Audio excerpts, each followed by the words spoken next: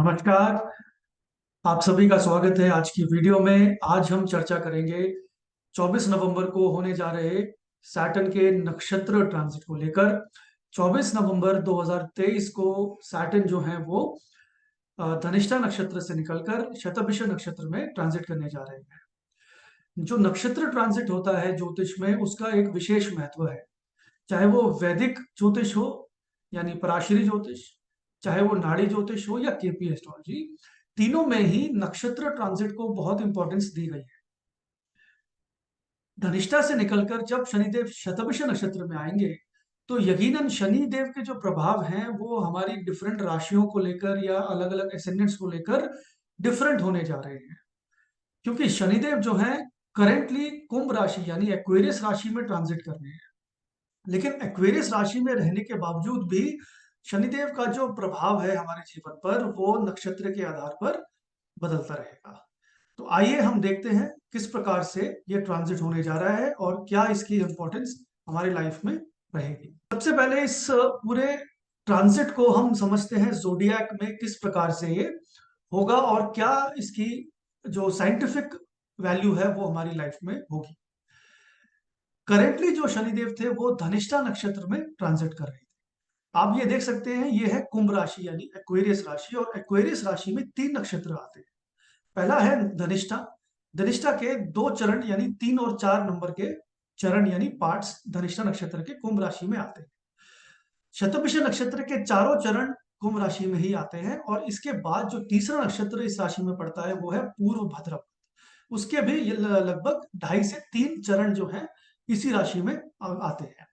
तो शनिदेव जब कुंभ राशि में 2.5 वर्ष तक के लिए गोचर करेंगे तो शनिदेव इस राशि में होने के बावजूद भी अपना जो फल है वो अलग अलग प्रकार से देंगे, क्योंकि उनका जो नक्षत्र जब जब बदलेगा तब तब वो एनर्जी जो है हमारी लाइफ में एक डिफरेंट फॉर्म ऑफ एक्सप्रेशन लेगी और उसका प्रभाव हमारे जीवन में अलग तरीके से दिखेगा।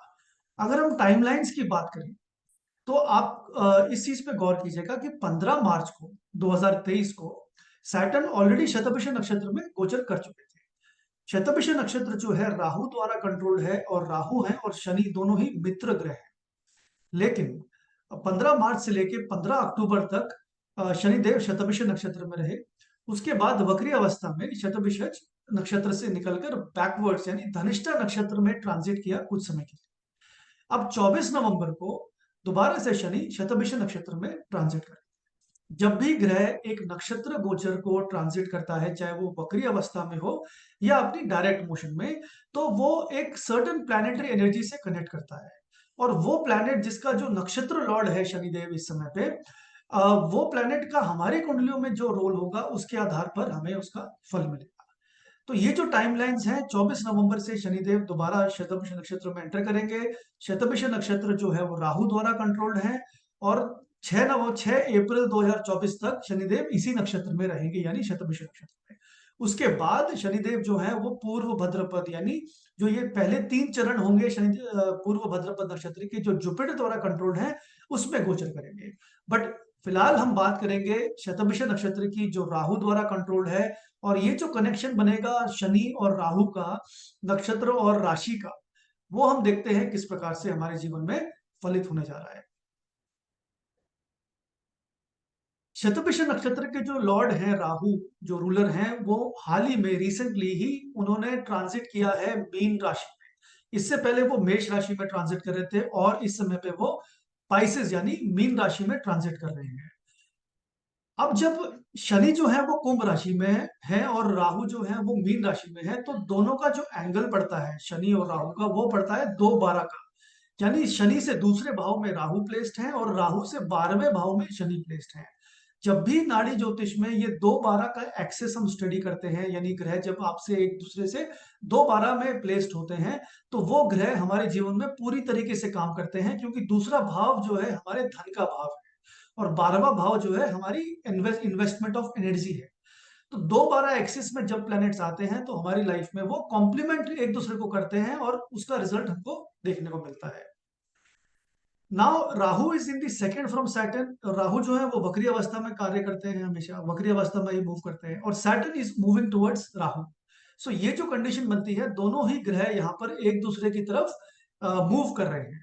That means Saturn's energy and Rahu's energy is going to be at its peak in this next 5 to 6 months, जब तक सैटर्न जो है शतभिषा नक्षत्र में ट्रांजिट करेंगे. इसका मतलब ये है कि दो राशियां यहाँ पर प्रमुख हो जाती है हमारे जीवन में जो फल देती. एक तो है कुंभ राशि, जहां पर शनिदेव खुद ही प्लेस्ड है इस समय पे, placement of Saturn in Aquarius राशि. तो जहां पर भी हमारी कुंडलियों में कुंभ राशि पड़ेगी, वो राशि यहाँ पर बहुत इंपॉर्टेंट होने जा रही है. और साथ ही में मीन राशि, जहां पर राहु प्लेस्ड है इस समय पे. तो राहु और कुंभ, यानी कुंभ एंड मीन राशियां जो है, दो राशियां जो है, इनका कंबाइंड इफेक्ट हमको देखने को मिलता है. फलित ज्योतिष में एक बहुत इंपॉर्टेंट रूल है प्रिडिक्शन का, कि जब भी हम नक्षत्रों को स्टडी करते हैं और ग्रह की प्लेसमेंट को स्टडी करते हैं, तो दो चीजें देखी जाती हैं. जो प्लैनेट की प्लेसमेंट होती है, यानी जिस भी राशि में, जिस भी भाव में प्लैनेट प्लेस्ड होता है, वो जो हाउस है वो बनता है हमारे जीवन में सोर्स, यानी वो मीडियम है जिसके थ्रू हम अपनी कर्मों को करने जा रहे हैं. लेकिन जो उसका फल जो छुपा हुआ है हमारे कर्मों का, वो होगा जिस भाव में नक्षत्र स्वामी उसका प्लेस्ड है. यानी कुंभ राशि जहां पर भी प्लेस होगी, हम वो हमारा सोर्स बनने जा रही है. और जहां पर भी मीन राशि बनेगी, यानी पाइसेस राशि आपकी कुंडली में आएगी, उस घर से रिलेटेड हमें रिजल्ट मिलेंगे. ये कॉम्बिनेशन बहुत इंपॉर्टेंट है, ध्यान रखिएगा. इवन दो कुंभ राशि में सैटर्न है, लेकिन फिर भी हमें फल जो मिलेगा वो मिलेगा मीन राशि का, क्योंकि जो शनि देव के जो नक्षत्र स्वामी है वो राहु इस समय पे मीन राशि में प्लेस्ड है. तो इस कनेक्शन को समझिएगा. Source which is where the planet is placed, हम उन चीजों से कनेक्ट करने जा रहे हैं इस नेक्स्ट 6 मंथ्स के अंदर. और जो 12वां भाव है उसमें ये ट्रांसफर रिजल्ट्स होंगे, और वो बताएगा आपको कि रिजल्ट्स पॉजिटिव होंगे और नेगेटिव होंगे. नाउ नाड़ी ज्योतिष में शनि को कर्म कारक ग्रह माना गया है. यानी शर्म शनि जो है वो हमारे कर्म, हमारे करियर, हमारे एक्शंस को कंट्रोल करते हैं.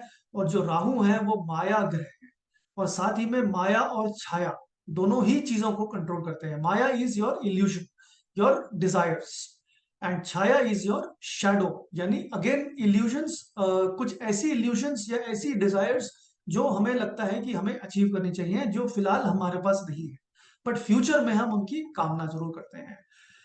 जब भी शनि और राहु का जोडियाक में कनेक्शन बनता है, जैसे मैंने बताया, सैटर्न इज कर्म, राहु इज माया. तो कर्म और माया का जब भी मिलन होगा वो नक्षत्र और प्लैनेट के आधार पर, तो वो एक डिजायर का एक्सप्लोजन क्रिएट करता है और एक्सपेंशन मोड में लेके जाता है हमारे करियर को, because career is Saturn and Rahu is explosion and expansion. तो जब भी ये दोनों ग्रह मिलेंगे अभी जोडियाक के अंदर, तो हमारी रिस्पॉन्सिबिलिटीज जो है हमारे करियर के क्षेत्र में, हमारे फाइनेंस के क्षेत्र में, उसका एक ओवरडोज मिलेगा, उसका हमें एक ओवरलोड जो होगा लाइफ में वो देखने को मिलेगा.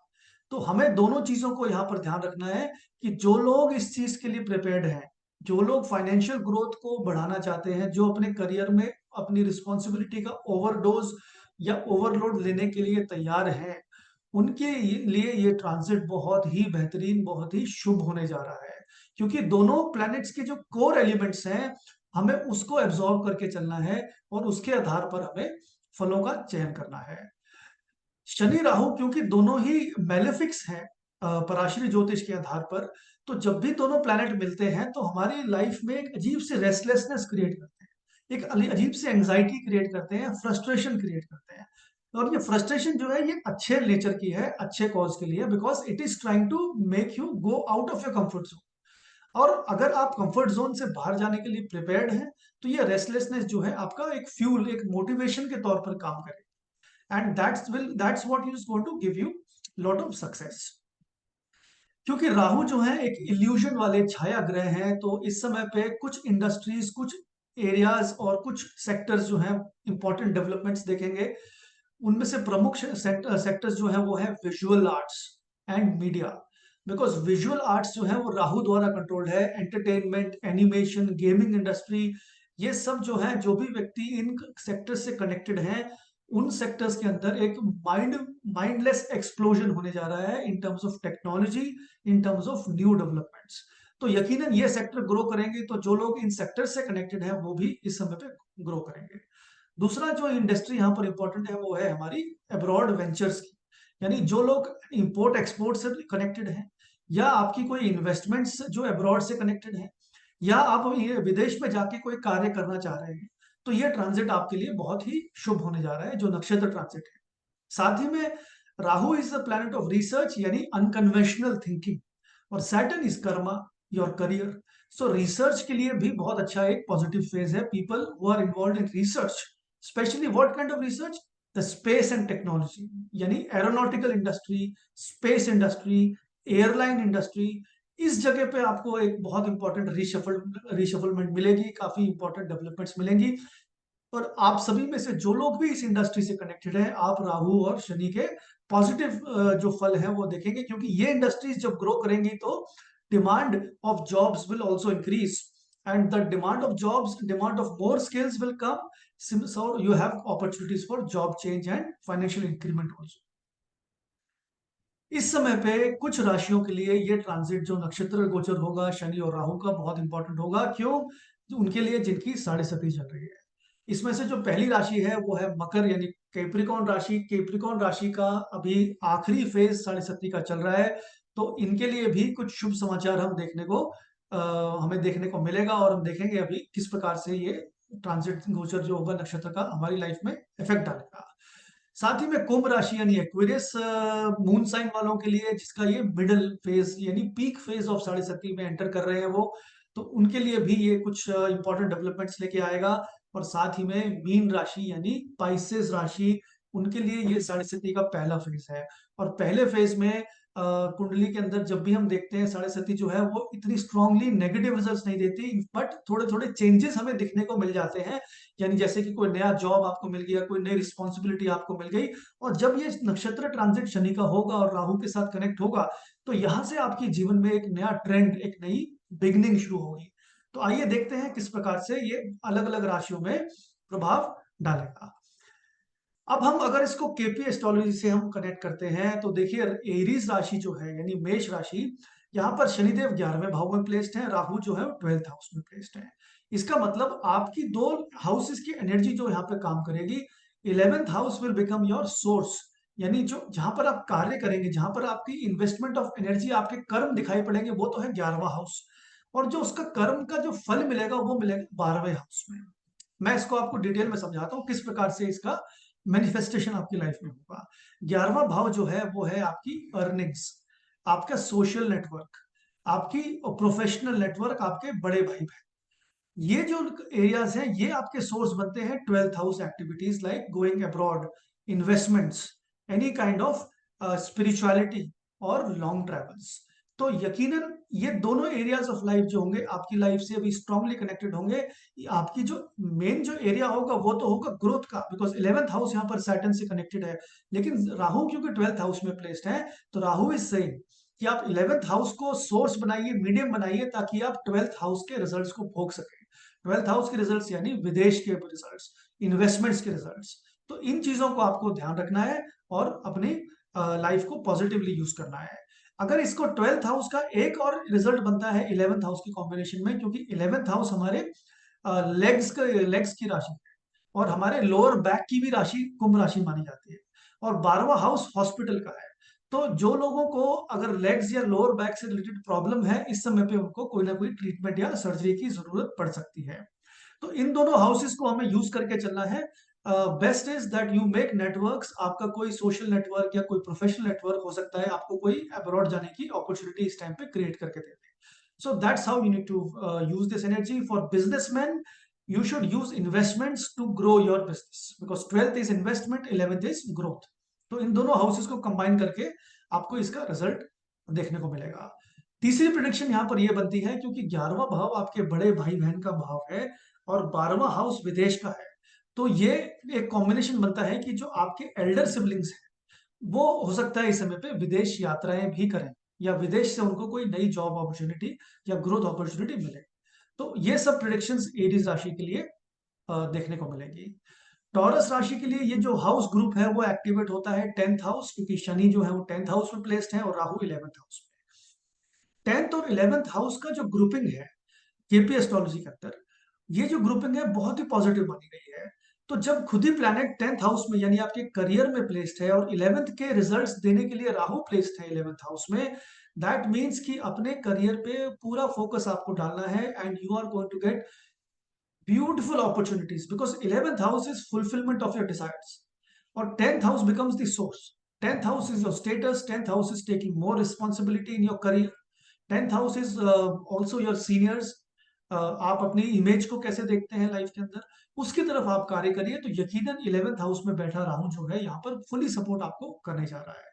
सो use this opportunity to really go forward in your career. यहाँ पर बहुत बड़ा एक जॉब अपॉर्चुनिटी आपकी लाइफ में आएगी, चाहे अगर आप बिजनेस में हैं तब भी यहाँ पर ग्रोथ फेज दिखाई पड़ता है अगले 6 महीने का, टिल अप्रैल 15 जब तक राहु और शनि की ये युति बनी हुई है नक्षत्र ट्रांजिट. तीसरा जो राशि यहाँ पर प्रमुख है वो है मिथुन राशि यानी जेमिनाई, और जेमिनाई के लिए 9th हाउस में शनिदेव और 10th हाउस में राहु प्लेस्ड है. अब देखिए 9th हाउस का आपको सोर्स यूज करना है. 9th हाउस बिकम्स योर कर्म क्षेत्र and 9th house is nothing but higher knowledge, your long travels and your relationship with your father. अगर ये तीनों चीजों को आप कनेक्ट करते हैं तो आपका करियर यहाँ पर एनहांस होता है. Knowledge will become the source of enhancing your career growth. Job change की अपॉर्चुनिटी भी बहुत अच्छी है because 9th house is also the house of job change and 10th is career. So ये कॉम्बिनेशन 9th और 10th house का जो है बहुत ही पॉजिटिव है जेमिनाई के लिए. आपके लिए न्यू करियर अपॉर्चुनिटीज यानी जॉब चेंज की अपॉर्चुनिटीज दिखाई पड़ती है. ध्यान रखिएगा हम यहाँ पर जो बात कर रहे हैं वो एसेंडेंट के बेस पे कर रहे हैं यानी आपकी लगन राशि के बेस पे, सिवाय साढ़े सती के. Sade Sati is based on moon sign, but otherwise जो राशि हम बात करेंगे वो हम आपकी लगन यानी एसेंडेंट राशि राइजिंग साइन की बात करते हैं. तो मिथुन राशि के लिए 9th एंड 10th का कॉम्बिनेशन बहुत ही पॉजिटिव है. आपके पिता की लाइफ में भी कुछ ना कुछ पॉजिटिव गेन होगा because 9th house is your father and 10th is the second from 9th. यानी पिता के सेकंड भाव में यानी उनके धन भाव में कोई ना कोई इंक्रीमेंट होगी, यानी कोई पेंडिंग कोई उनकी पुरानी पेमेंट या कोई ड्यू या कोई गवर्नमेंट की कोई पेंशन की कोई बकाया या अरियर्स होंगे वो इस समय पे आपको देखने को मिलेंगे. तो father will also gain financially in this phase. Overall a very good positive environment for Mithun lagan people. बात करते हैं कर्क यानी कैंसर राशि की. कैंसर के लिए दो ग्रुपिंग्स यहाँ पर इन्वॉल्व है, 8th house and 9th house. 8th house becomes your source, 9th house becomes the result that you are going to get. So 8th का जब सोर्स बनता है तो हमारा जो कर्म है, जो हमारे जो एक्शंस हैं वो 8th हाउस से कनेक्टेड रहेंगे. यहाँ पर 8th house is all about going deeper into your own life, into your subconscious mind.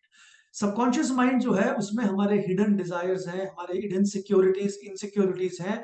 तो यहाँ पर आपकी हिडन इनसिक्योरिटीज जो है वो कुछ ना कुछ आपको रेस्टलेसनेस क्रिएट कर सकती है. लेकिन अगर आप इस फील्ड को स्पिरिचुअलिटी के लिए यूज करते हैं, कुछ नया विषय यानी कोई स्पिरिचुअल साइंस में अपनी नॉलेज बढ़ाते हैं, तो 9th हाउस में बैठा राहु फुली सपोर्ट करता है 9th हाउस में आपकी पर्सपेक्टिव को चेंज करने के लिए. और ध्यान रखिएगा 8th house is also very positive for long travels for anybody who wants to shift abroad और मूव अब्रॉड. तो जब भी राहु 8th में और 9th में राहु और शनि का कनेक्शन बनेगा तो आपके लिए विदेश का reshufflement is very good. You will be travelling a lot to abroad because 9th house also foreign travel. लेकिन यहाँ पर एक आपको एक वार्निंग या एक कॉशन रखना है. 8th 9th का कॉम्बिनेशन एक जगह पे काम अच्छा नहीं करता, वो है हमारे फादर की हेल्थ के लिए. Because 9th and 8th are opposite to each other. 8th becomes the loss of 9th. तो यहाँ पर फादर की जो हेल्थ होगी, father can be hospitalized and father की हेल्थ पे हमें ध्यान देना होगा. बट अदरवाइज अगर आप स्पिरिचुअलिटी और इंट्रोस्पेक्शन को यूज करते हैं, अपने सबकॉन्शियस डिजायर्स को टटोलते हैं, उनके अपनी फॉरेन ट्रैवल को लेके अपनी कोई लॉन्ग ट्रैवल्स को लेके प्लान बनाते हैं, तो this transit will work wonders for. And overall it is for career also it is a good phase. अपनी नॉलेज को अपना बेस बनाइए to get more knowledge about your spirituality and existence. साथ ही में एक और इंपॉर्टेंट यहाँ पर कॉम्बिनेशन बनता है क्योंकि 9th हमारे पिता का भाव है, 8th हमारे लीनिएज का यानी इनहेरिटेंस का भी भाव है. तो पिता द्वारा यहाँ पर इनहेरिटेंस का गेन भी हमें देखने को मिल सकता है कर्क लगन वालों के लिए. नेक्स्ट हम बात करेंगे लियो यानी कन्या लगन वालों की. और कन्या लगन के लिए जो हाउस ग्रुपिंग एक्टिवेट होगी इस नक्षत्र गोचर से वो है 7th and 8th. 7th becomes the source and 8th becomes the result. अब देखिए अगर आप 8th को एज ए त्रिक हाउस मानते हैं और नाड़ी ज्योतिष में या केपी एस्ट्रोलॉजी में 8th house is considered to be a negative house of obstacles, तब तो ये जो कॉम्बिनेशन 7th 8th का है it is showing problems in marriage, because seventh is marriage. आप अपने रिलेशनशिप पे ज्यादा ध्यान देंगे, लेकिन उसका जो फल है वो एट्थ हाउस में यानी डिसअपॉइंटमेंट में प्लेस्ड है। Eighth house is obstacles. लेकिन अगर आप एट्थ हाउस को पॉजिटिवली यूज करना चाहते हैं, तो सेवेंथ हाउस का यहाँ पर एक बहुत अच्छा रिजल्ट यहाँ पर देखने को मिलेगा कि seventh is your business and eighth is second from seventh, यानी आपके पार्टनर से वेल्थ, चाहे वो आपकी लाइफ पार्टनर हो चाहे आपका बिजनेस पार्टनर हो। जो लोग इन चीजों से कनेक्टेड हैं, यानी अपने रिलेशनशिप में अच्छा परफॉर्म कर रहे हैं, अच्छी बॉन्डिंग बनी हुई है, तो आपको अपने पार्टनर से गेन, फाइनेंशियल गेन यहाँ पर देखने को मिलेगा। तो बिजनेस में आपका पार्टनर को इस टाइम पे इन्वेस्टमेंट्स और कंट्रीब्यूशन का हेल्प मिलेगा, और आपके लाइफ पार्टनर को, आपके स्पाउस को भी इस समय पे फाइनेंशियल गेन देखने को मिलेगा। लेकिन ध्यान रखिएगा, क्योंकि सेवंथ एट्थ यहाँ इन्वॉल्व है, तो आपके लाइफ पार्टनर को इस समय पे थोड़ी बहुत हेल्थ इश्यूज भी देखने को मिले, because seventh is the house of spouse and eighth is the house of any problems related to that house. So you have to be little cautious in this. अगर आप बिजनेस से connected हैं तो आपके लिए ये शुभ समय है। अगर आप अपने स्पाउस के रिलेटेड कोई इन्वेस्टमेंट करते हैं उसके लिए भी शुभ समय। तो इन चीजों को यूज करिएगा ताकि आप फुली अपना इस नक्षत्र ट्रांजिट को यूज कर सकें। वर्गो राशि यानी कन्या राशि, कन्या राशि के लिए दो हाउस ग्रुपिंग्स यहाँ पर एक्टिवेट हो जाती है, sixth and seventh. Sixth becomes your source and seventh becomes your result. Sixth और सेवंथ का जब भी हम बात करते हैं तो ये दो तरीके से काम करता है। एक तो देखिए छठा भाव जो है वो है लोन का, आपके ऋण लेने का, और सेवंथ इज बिजनेस। तो जो लोग बिजनेस में हैं उनके लिए ये कॉम्बिनेशन बहुत ही अच्छा है। आप अपने बिजनेस में नया लोन ले सकते हैं। You can seek more funds in this right now to make your business better. दूसरी चीज, जो लोग बिजनेस में हैं, ये आपके क्लाइंट्स को एक्वायर करने में भी हेल्प करेगा combination six and seventh house का। सो ओवरऑल बिजनेस के लिए बहुत ही अच्छा कॉम्बिनेशन है। जो लोग जॉब में है उनके लिए भी यहाँ पर कुछ बिजनेस अपॉर्चुनिटीज या फ्रीलांस अपॉर्चुनिटीज देखने को मिलेंगे, because seventh creates more multiple opportunities, because ये टेंथ से टेंथ हाउस पड़ता है, यानी आपके कुछ नए करियर अपॉर्चुनिटीज को ओपन करता है। सिक्स सर्विस का हो जाता है, तो करियर क्षेत्र में ये कॉम्बिनेशन बहुत अच्छा वर्क करता है सिक्स एंड सेवंथ का। लेकिन रही बात हमारी पर्सनल लाइफ की, यानी हमारे मैरिज की, वहां पर ये रिलेशनशिप थोड़ा सा हमें वरीसम दिखता है, बिकॉज यहाँ पर six house is some kind of a disconnect और dispute and seventh is marriage. तो हमें ये ध्यान रखना है कि अपनी पर्सनल लाइफ में कोई भी डिस्प्यूट या लिटिगेशन को नहीं आने दें, और अपनी सारी एनर्जी जो है अपने जॉब या बिजनेस पे लगाएं, because that's where you are going to grow. अभी six house is your life environment और जॉब एनवायरनमेंट जो है, और आपका जो एनवायरनमेंट है, यानी आपकी जो सीट है जहां पर आप बैठते हैं, चाहे वो केबिन है या क्यूबिकल है, या जहां पर भी आपकी जिस फ्लोर पे आप बैठते हैं, वहां पर अभी बदलाव होने जा रहा है। That means you are going to see a shift in your department in this time. So overall a good transit for Virgo also, but married life को लेके यहाँ पर आपको थोड़ा प्रिकॉशन लेने की जरूरत पड़ेगी। साथ ही में छठा भाव जो है वो हमारे रोग का भाव है, and seventh is your lower stomach area which is around your kidney and urinary system. तो कन्या लगन वालों के लिए जो यूरिनरी प्रॉब्लम्स हैं वो इस समय पे एक्टिवेट हो सकती हैं, तो उसके लिए आपको सावधानी बरतनी होगी। अब बात करते हैं तुला लगन यानी लिब्रा लगन की। लिब्रा लगन के लिए जो हाउस ग्रुपिंग एक्टिवेट होगी थ्रू दिस नक्षत्र ट्रांजिट वो है फिफ्थ एंड सिक्स्थ। पांचवा हाउस हमारे लव एंड रिलेशनशिप्स का हाउस है, हमारी नॉलेज का, हमारी इंटेलिजेंस का, हमारी हायर एजुकेशन का। And sixth is a highly technical house, यानी analysis, processing of that knowledge. तो जब भी ये combination fifth and sixth house का एक्टिवेट होता है तो ये दो तीन तरीके से हमारे जीवन में फलित होता है। अगर हम बात करें हमारे एजुकेशन की, तो जो स्टूडेंट्स इस समय पे पढ़ाई कर रहे हैं, जिनका अभी रिजल्ट आया and they want to aspire for something different, तो they can definitely look for studying medical, because ये फिफ्थ एंड सिक्स का कॉम्बिनेशन जो है ये मेडिसिन के लिए बहुत अच्छा माना गया है। तो आप अगर मेडिसिन में अपना करियर बनाना चाहते हैं तो यकीनन आप medicine as a subject choose कर सकते हैं। वहां पर आपका एनरोलमेंट या एडमिशन भी हो जाएगा एक अच्छी यूनिवर्सिटी में। दूसरी बात, यहाँ पर रोमांटिक रिलेशनशिप जो है वहां पर छठे भाव से कनेक्शन आ रहा है, यानी कि छठा भाव डिस्प्यूट का है, और रिलेशनशिप में कोई ना कोई प्रॉब्लम्स हो सकती हैं। You have to make sure that you are not being very critical, because sixth house में ना जो काल पुरुष की कुंडली है वहां पर कन्या राशि पड़ती है, बड़ी क्रिटिकल राशि।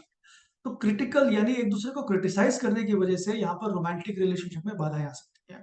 साथ ही में जो कपल्स या स्पाउस जो है आपके, अगर आप एक फैमिली एक्सटेंशन की प्लान कर रहे हैं तो there is a possibility that you have to go for some kind of a medical intervention. हो सकता है नेचुरली होने में थोड़ा दिक्कत आए, बट आपको थोड़ी सी अगर साइंस एंड टेक्नोलॉजी की हेल्प लेंगे तो यकीनन you will be able to conceive and you can experience a good phase in the family life. So overall, a good phase for Librans. For the career front, it is quite good because sixth house involved है, fifth house is good.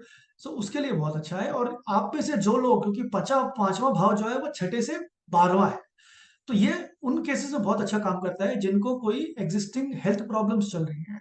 उनके case में वो health problems यहाँ पर दूर होंगी, because fifth house works in favour of sixth house in this case. So ये predictions आप अपनी लाइफ में होते हुए देखेंगे।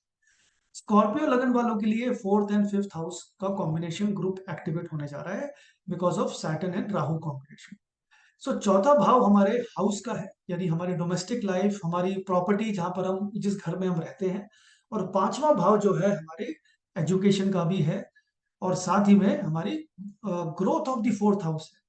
तो चौथा और पांचवा हाउस सबसे अच्छा आपकी लाइफ में किस प्रकार से काम करेगा, अगर आप अपने जीवन में कोई इन्वेस्टमेंट करना चाह रहे हैं, यानी प्रॉपर्टी का इन्वेस्टमेंट या प्रॉपर्टी की सेलिंग करने जा रहे हैं, तो ये समय आपके लिए बहुत ही शुभ है। बिकॉज चौथा घर जो है आपकी प्रॉपर्टी है, और पांचवा जो है चौथे घर का गेन है।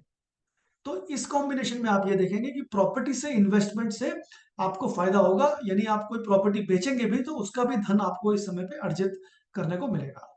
जो लोग एजुकेशन सेक्टर से कनेक्टेड हैं या एजुकेशनिस्ट हैं या कोई स्टूडेंट्स भी हैं, तो उनके लिए ये गोल्डन पीरियड है to excel in their education field, because fourth and fifth house are very positive for education.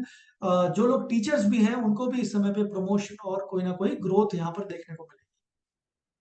साथ ही में आपकी जो मदर होंगी, मदर के लिए भी ये पॉजिटिव एक कनेक्शन दिखाता है, क्योंकि मदर से ये फैमिली का हाउस में आ जाता है, फिफ्थ हाउस। दैट मीन्स कि जो माँ, आपकी जो मैटरनल रिलेटिव्स हैं, मतलब मदर की जो फैमिली के साइड में, वहां पर कोई ना कोई आपको बड़ा फैमिली फंक्शन इस समय पे, चाहे वो मैरिज हो किसी रिलेटिव की या कोई बड़ा सेरेमनी, इस समय पे देखने को मिलेगी जिसमें आप पार्टिसिपेट कर सकते हैं। So overall it is very good. अपने करियर के फील्ड में आप ये देखेंगे कि आपको इस समय पे अपनी एजुकेशन और नॉलेज को बढ़ाना चाहिए। It is a good time to enroll into a higher learning program, higher leadership program, because it is going to work, because fourth fifth house की एनर्जी स्कॉर्पियो लगन वालों के लिए बहुत पॉजिटिव है in the field of education and property investments. Mother जो है उनका हेल्थ भी इस समय पे अच्छा रहेगा। अगर कोई हेल्थ इशू रहा है तो उनको वो भी इस समय पे ठीक हो जाएगा। नेक्स्ट हम बात करेंगे धनु राशि, यानी धनु लग्न, सैजिटेरियस लग्न की। सैजिटेरियस के लिए थर्ड एंड फोर्थ हाउस का ग्रुपिंग एक्टिवेट होता है। थर्ड और फोर्थ हाउस जो है बहुत तरीके से काम करते हैं हमारे जीवन में। तीसरा भाव हमारी शॉर्ट ट्रेवल्स का होता है, and fourth house is your own property where your residence. So अगर आप अपने घर में कोई सेल ऑफ प्रॉपर्टी देखना चाहते हैं तो उसके लिए ये समय बहुत ही पॉजिटिव होगा। अगर कोई प्रॉपर्टी पुरानी जो नहीं बिकी है, काफी समय से आप प्रयास कर रहे हैं, तो उसके लिए ये समय बहुत ही पॉजिटिव है। You will definitely be successful. दूसरी चीज आप ये देखेंगे कि जो लोग गवर्नमेंट जॉब्स में हैं उनको यहाँ पर ट्रांसफर होने की पॉसिबिलिटी बनती है, बिकॉज तीसरा हाउस आपको चौथे हाउस से, अपने घर से दूर करता है, करंट रेजिडेंस से। सो आपको अपने घर से यहाँ पर दूर जाने की संभावना बनती है। अगर नॉर्मली भी जो लोग करियर में हैं उनके लिए भी यहाँ पर अपने घर से दूर जाके कुछ असाइनमेंट्स मिल सकते हैं, यानी शॉर्ट ट्रैवल्स आपको देखने को मिलेंगी, जहां पर आपके लिए बहुत पॉजिटिव इंडिकेशंस भी होंगे। So don't miss those opportunities for travel for work, because आपका ये शुभ समय होगा आपके ट्रैवलिंग के लिए भी, for career and financial growth. जो लोग एजुकेशन सेक्टर से कनेक्टेड हैं, third house is online education, third house is communication, fourth house is your higher your knowledge and learning. So तीसरे चौथे का घर ऑनलाइन इंडस्ट्री के लिए, यानी जो टेक्नोलॉजी से कनेक्टेड लोग हैं उनके लिए बहुत ही पॉजिटिव काम करेगा। एक आपको एक प्रिकॉशन यहाँ पे दी जाती है कि क्योंकि तीसरा हाउस चौथे हाउस को निगेट करता है, तो यहाँ पर जो मदर है, अपने मदर की जो हेल्थ होगी आपको उसकी सावधानी बरतनी होगी। That is going to be very important area, so don't be careless in this regard. Also one more thing, तीसरा चौथा यहाँ पर तीसरा हाउस आपके यंगर सिबलिंग्स यानी छोटे भाई बहन का भी है, और चौथा भाव आपके आपके रेजिडेंस का, आपकी डोमेस्टिक एनवायरनमेंट का है। तो अगर आप अपने छोटे भाई बहन से कनेक्ट करते हैं तो उनकी हेल्प आप अपने घर की, या तो घर में इन्वेस्टमेंट करने या कोई फैमिली डिसीजन को सॉल्व करने में ले सकते हैं इस पे। This combination will work very well. अब हम बात करते हैं लास्ट 3 राशियों की जिनकी साढ़े सती इस समय पे चल रही है और कैसे ये नक्षत्र ट्रांजिट उन पे प्रभाव डालने वाला है। मकर राशि के लिए ये जो ट्रांजिट है शनि का वो है आखिरी ढैया, जो थर्ड फेज ऑफ साढ़े सती है। और थर्ड फेज में अभी अगले 6 मंथ्स तक 15 अप्रैल तक आपके लिए दो भाव जो एक्टिवेट होंगे स्ट्रांगली वो होंगे second and third. Second is family, third is your growth of the family. देखिए ये बहुत एक पॉजिटिव इंडिकेशन है मकर लगन वालों के लिए कि अगर आपको अपने परिवार में कोई भी एक्सपेंशन करना है, चाहे वो आपके अपने ओल्ड रिलेटिव से कनेक्ट करना हो जिनसे आपकी बहुत समय से बात नहीं हुई है, उनके लिए ये बहुत पॉजिटिव समय है बिकॉज ये रिकनेक्शन का समय है सेकंड एंड थर्ड हाउस का। साथ ही में अगर आप अपनी कोई फैमिली प्लानिंग करना चाहते हैं या फैमिली को एक्सपैंड करना चाहते हैं, उसके लिए भी ये समय बहुत अच्छा होगा, बहुत पॉजिटिव हेल्प करेगा। आपके जो छोटे भाई बहन हैं जीवन में, तो वो आपकी फैमिली लाइफ में हैप्पीनेस क्रिएट करेंगे। साथ ही में आप ये देखेंगे आपके छोटे भाई बहन भी अपनी फैमिली में ग्रो करेंगे, उनकी लाइफ में भी फैमिली सेलिब्रेशंस होंगे। They can also go for family extension this time. उनका इन्फ्लुएंस आपकी लाइफ में और आपका उनकी लाइफ में बहुत पॉजिटिव होने जा रहा है आपके यंगर सिबलिंग्स के। नेक्स्ट कॉम्बिनेशन जो यहाँ पर इंपॉर्टेंट ये काम करेगा आपके जीवन में वो करेगा यात्राओं का, क्योंकि दूसरा हाउस फैमिली का है और तीसरा यात्राओं का है। तो इस समय पे आप अपनी फैमिली के साथ ट्रैवल्स पे जा सकते हैं, छोटी दूरी की यात्रा है यानी कि 400 500 600 किलोमीटर के आसपास के रेडियस में। वो बहुत पॉजिटिव रहेगा, आपकी फैमिली लाइफ इससे इंप्रूव होगी, साथ ही में आपके फाइनेंसेस भी ग्रो होते हैं because second house is your possessions, your overall accumulations of money. So पैसा जो है, धन का भाव जो है तीसरे हाउस से कनेक्ट हो रहा है, यानी तीसरा house becomes the result. And second house के रिलेटेड आपको कार्य करना है, तो सेकंड हाउस में आपका परिवार है, धन है, जब आप उसको तीसरे हाउस से कनेक्ट करेंगे तो ये कॉम्बिनेशन बहुत अच्छा पॉजिटिवली कनेक्ट होता दिख रहा है। सो financially it is a very positive phase, family के लिए भी ये बहुत ही पॉजिटिव फेज है और आपके छोटे भाई बहनों के लिए भी बहुत ही पॉजिटिव फेज आपके लिए होने जा रहा है। जो लोग करियर में जो लोग जॉब में कनेक्ट जॉब से कनेक्टेड हैं उनके लिए यहाँ पर कुछ नई स्पीकर या लीडरशिप अपॉर्चुनिटीज आएंगे because second house is your speaking abilities. तो हो सकता है आपको कोई वर्कशॉप्स या ऐसी कोई भी सेमिनार वेबिनार उसमें आपको बोलने का मौका मिले। और साथ ही में तीसरा हाउस ट्रैवल का है, तो आपको कोई एक ट्रैवलिंग के थ्रू भी करियर में गेन देखने को मिलेगा। जो लोग बिजनेस में हैं उनके लिए आईटी सेक्टर, टेलीकम्युनिकेशन या फिर एविएशन सेक्टर जो है उससे कनेक्शन बना के बहुत पॉजिटिव रिजल्ट्स देखने को मिलेंगे। सो मकर राशि के लिए जो ये आखिरी फेज ऑफ साढ़े सती है उनके लिए ये काफी पॉजिटिव होने जा रहा है। जो भी आपके बिगड़े संबंध रहे हैं आपके परिवार से, आपके एक्सटेंडेड फैमिली से, वो इस समय पे सब रिस्टोर हो जाएंगे, नॉर्मलाइज हो जाएंगे। अब हम बात करेंगे कुंभ राशि यानी एक्वेरियस की, जिसकी साढ़े सती इस समय पे पीक पे चल रही है, सेकंड फेज ऑफ साढ़े सती में है। और इनके लिए दो हाउसेस यहाँ पर एक्टिवेट होते हैं। शनि देव खुद तो फर्स्ट हाउस में प्लेस्ड हैं आपके, और राहु देव जो है वो दूसरे भाव में प्लेस हो जाते हैं। तो आपको कार्य करना है अपने फर्स्ट हाउस। फर्स्ट हाउस आप खुद, अपनी पर्सनैलिटी है, आपका कॉन्फिडेंस है, आपके इंडिपेंडेंट डिसीजन है। आप जब अपनी इंडिपेंडेंट डिसीजंस लेंगे, अपने लाइफ में कोई मेजर कार्य करेंगे या डिसीजन लेंगे, तो उसका फल आपको दूसरे हाउस यानी फाइनेंशियल गेन में दिखाई पड़ेगा। तो आपके लिए यहाँ पर एक जो इम्पोर्टेंट प्रिडिक्शन है वो ये है कि you have to work on yourself. अपने कुछ डिसीजंस जो थे वो दूसरों के इन्फ्लुएंस में ना आइए इस समय पे, अपने इंडिपेंडेंट डिसीजंस लीजिए और अपनी पर्सनैलिटी पे काम करिए, अपनी अपीयरेंस पे काम करिए, how you look, how you feel, how you are looking at the world, उस पे कार्य करिए। बिकॉज आप अगर ये करते हैं तो दूसरे हाउस में राहु जो है वो बहुत पॉजिटिव रिजल्ट आपको देंगे। In fact it's an financial growth and financial explosion for you. So if you work on yourself it is going to be good. लेकिन क्योंकि पहला हाउस जो है वो आपके स्पाउस यानी मैरिड लाइफ के लिए उतना पॉजिटिव नहीं है, इसका मतलब आपको अपनी पर्सनल लाइफ में अपने स्पाउस के साथ एक अंडरस्टैंडिंग क्रिएट करने की जरूरत पड़ेगी, otherwise they will feel neglected. Because सारी एनर्जी आपकी अपनी खुद की पर्सनालिटी के ऊपर जाने वाली है, जिससे गेन आपको मिलेगा फाइनेंस का, और अपनी फैमिली लाइफ भी यहाँ पर आपकी बेटर होगी। लेकिन आपकी जो पर्सनल लाइफ है that can suffer. So there you have to work a little and then this transit is going to be very good. दूसरे हाउस में राहु यहाँ पर ध्यान रखिएगा, हो सकता है कि ऐसी कुछ अपॉर्चुनिटी क्रिएट करे कि आपको अपने परिवार से थोड़ा दूर जाना पड़े, क्योंकि पहला हाउस दूसरे को निगेट करता है, फैमिली से दूर लेकर जाता है। तो इस समय पे अगर आपको कोई ऐसी अपॉर्चुनिटी मिलती है जहां पर आपको अपने परिवार से शॉर्ट टर्म में दूर रहना पड़े, तो इसमें कोई हर्ज नहीं है, आपको ये डिसीजन ले लेना चाहिए, because this is how the planets are connecting you to your destiny. So use this free will so that you can connect to your destiny. Otherwise, Rahu second house में there can create some misunderstanding also in the family. So choice आपको ठीक तरीके से लेनी है. If you use the right medium, the first house becomes the source. Second house will give positive results. और बात करते हैं अब आखिरी राशि की, मीन राशि यानी पाइसेस की. पाइसेस का ये पहला चरण है अभी साढ़े साथी का, और पाइसेस वालों के लिए ये बहुत ही मेजर ट्रांसफॉर्मेशन का समय है. बिकॉज 12वें हाउस में तो अभी आपके जो है वो सैटर्न प्लेस्ड है, और फर्स्ट हाउस में राहु प्लेस्ड है. तो ये जो कॉम्बिनेशन है दो तरीके से काम करेगा. एक तो ये आपको थोड़ा कंफ्यूज करके रखेगा. You will be little confuse about your life direction, because twelfth house is all about introspection. Twelfth house आपकी लाइफ में आपको इमोशनल एनर्जी को यूज करने के लिए एडवाइस देता है, and you become little confused. And first house is about yourself, about me, where am I heading, where am I going in life. तो ये जो क्वेश्चंस हैं लाइफ को लेके, ये आपको थोड़ा बॉदर करेंगे, and at the same time there can be little restlessness and anxiety in your life. Because twelfth and first house जब भी कनेक्ट होते हैं तो हमारी स्लीप, हमारे सबकॉन्शियस पैटर्न्स जो है सोचने के, वो थोड़े डिस्टर्ब होते हैं. सो स्लीप की डिस्टर्बेंस होगी, थोड़ा सा आपकी न्यू थॉट्स आपकी लाइफ में आएंगे, और उसकी वजह से थोड़ी सी रेस्टलेसनेस क्रिएट हो सकती है, थोड़ी कंफ्यूजन क्रिएट हो सकती है. बट क्योंकि राहु फर्स्ट हाउस में प्लेस्ड है और शनिदेव ट्वेल्थ में है, तो this is a very strong indication to gain from abroad. Otherwise अगर आप अब्रॉड से कनेक्ट नहीं होते तो this combination is little bad for mental health.